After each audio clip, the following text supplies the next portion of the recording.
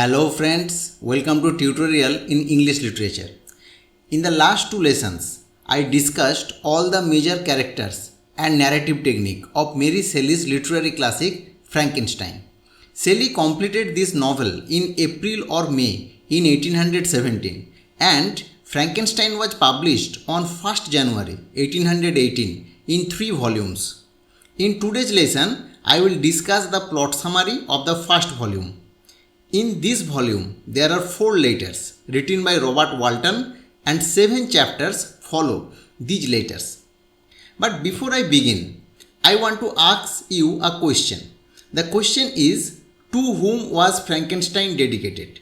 Your options are Mary Wollstonecraft, who was mother of Mary Shelley and a very important feminist writer, William Godwin, who was father of Mary Shelley and a very influential philosopher of Romantic period, P.B. Shelley, Mary Shelley's husband and the most revolutionary voice among the Romantics, and the last option is Lord Byron, who was a famous Romantic poet and was with P.B. Shelley and Mary Shelley in Italy during the summer of 1816, and he actually proposed that they each write a ghost story, and this gave birth to Frankenstein.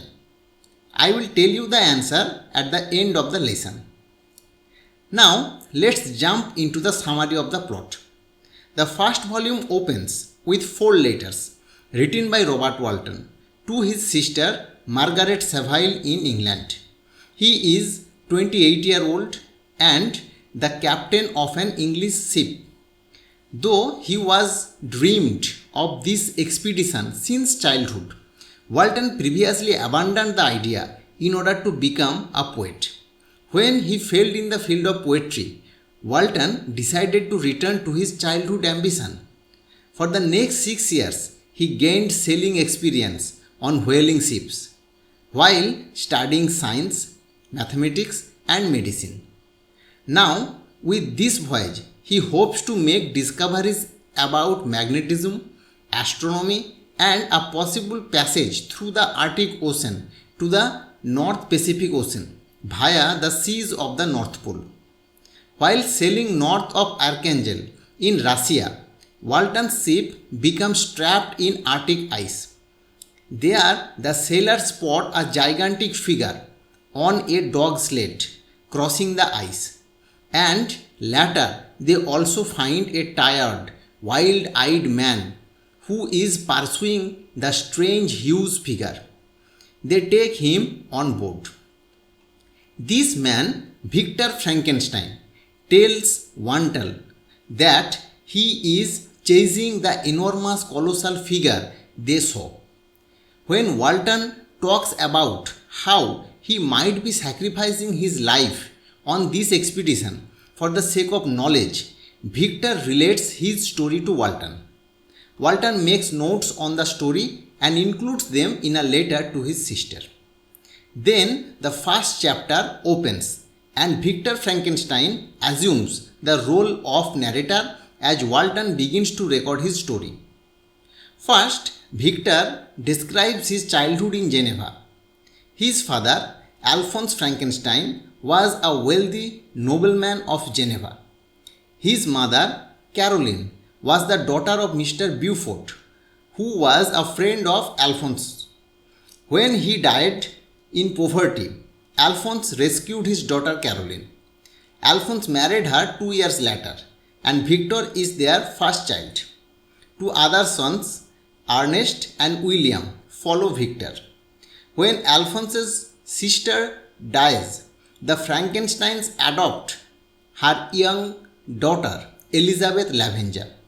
One important thing to note here is that in the first edition of Frankenstein, Elizabeth is 4 years younger than Victor, and she is the daughter of Alphonse's sister and therefore Victor's cousin.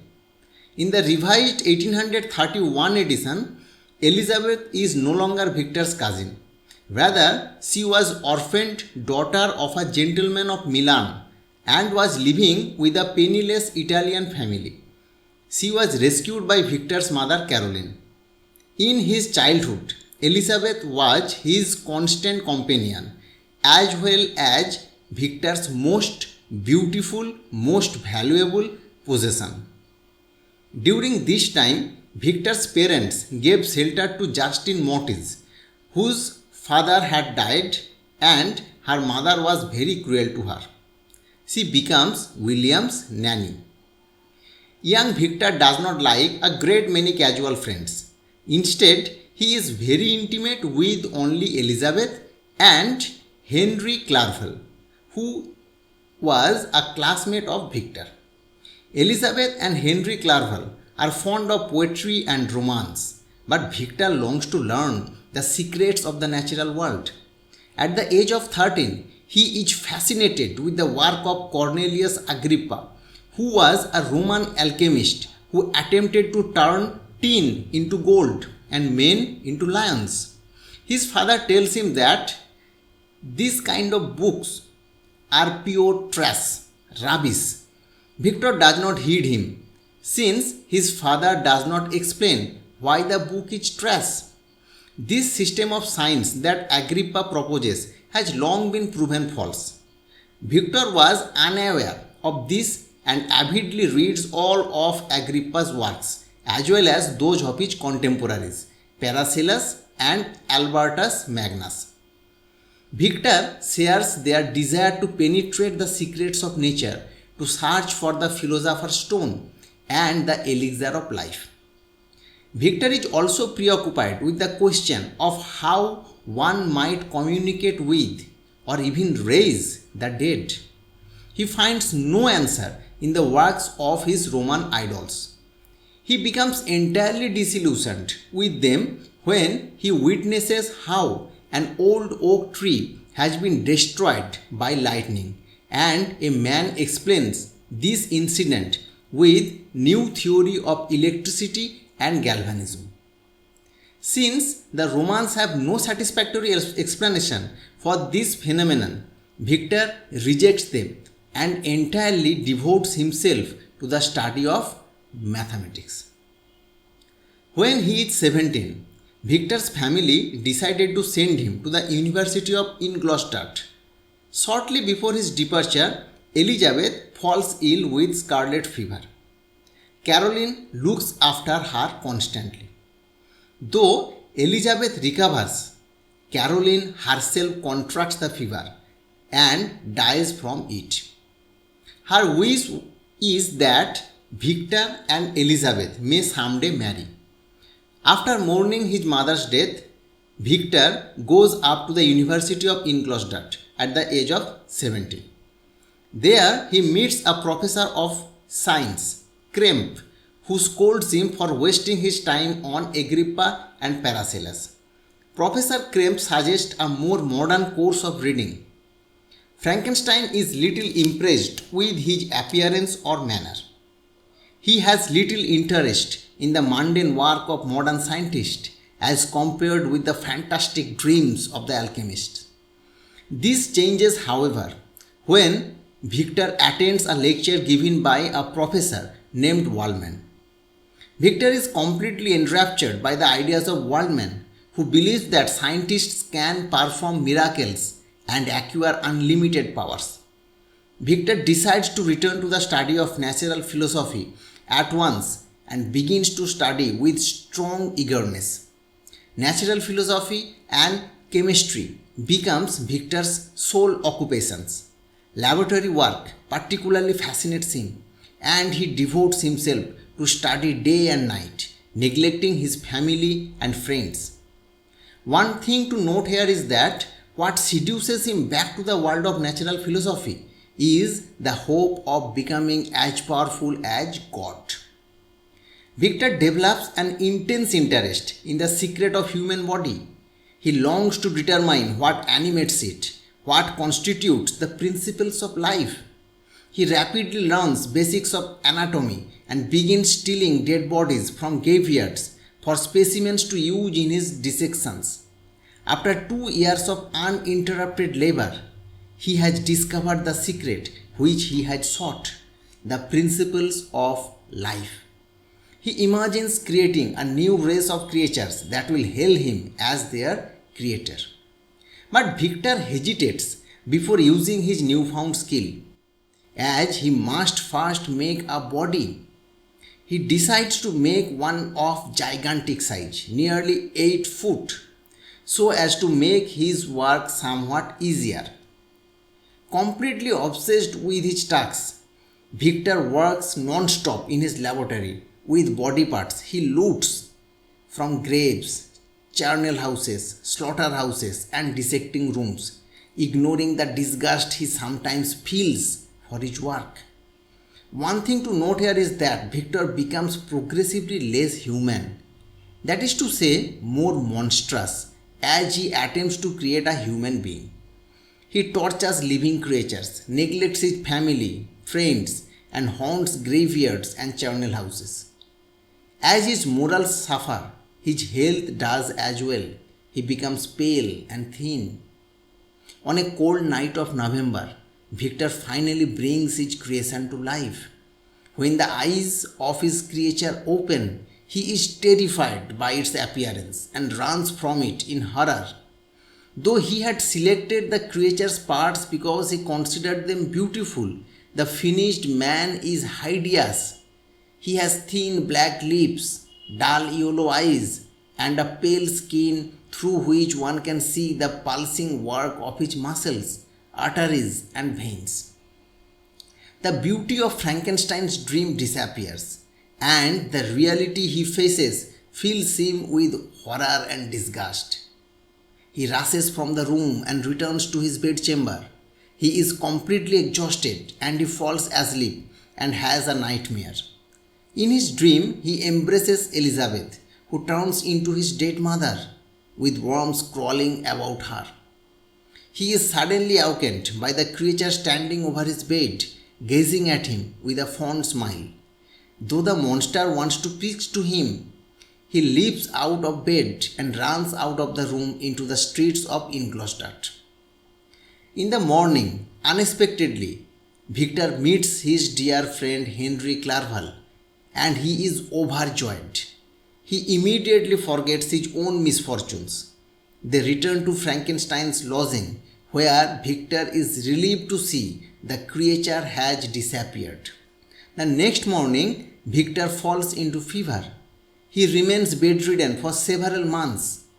Clerval nurses him back to health. Clerval's selfless care stands in stark contrast to Victor's cruel treatment of his creature. At the moment of his birth, the creature is as innocent as a newborn child. He affectionately goes to Frankenstein, but he violently abandons the creature.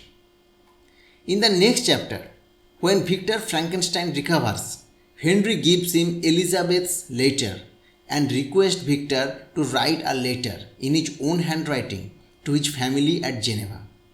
Henry also observes his friend's distaste for his former laboratory and arranged a new apartment for him and removed all of his scientific instruments.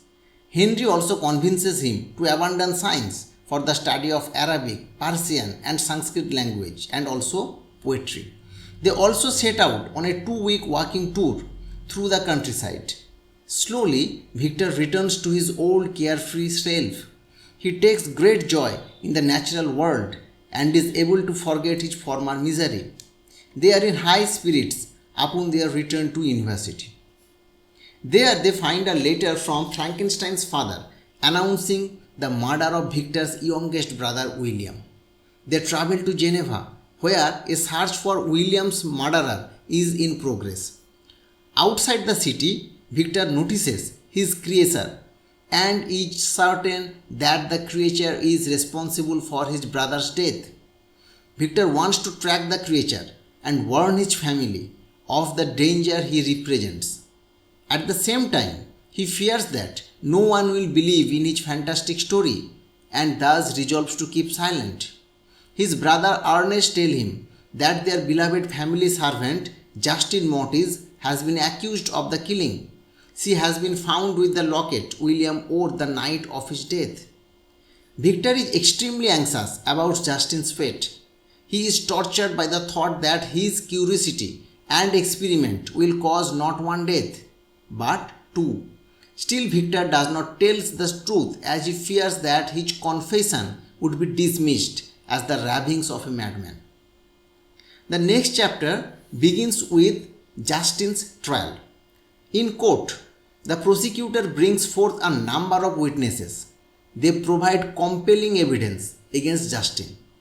First, she was out for the whole night of the murder. Second, she was seen near to the spot where the dead body was found.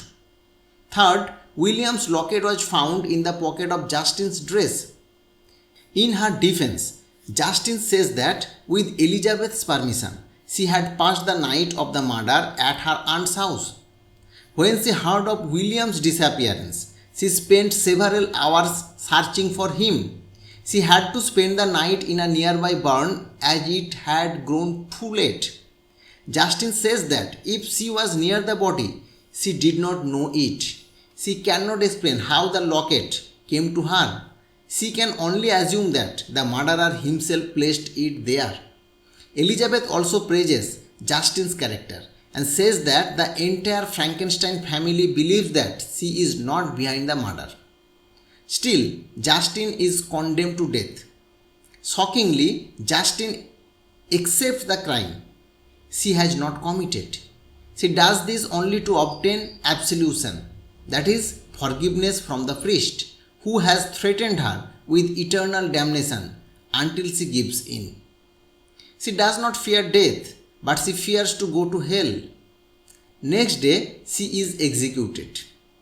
If William's death symbolizes the loss of innocence, Justin's death marks the end of all that is noble and righteous. Here ends the first volume of the novel.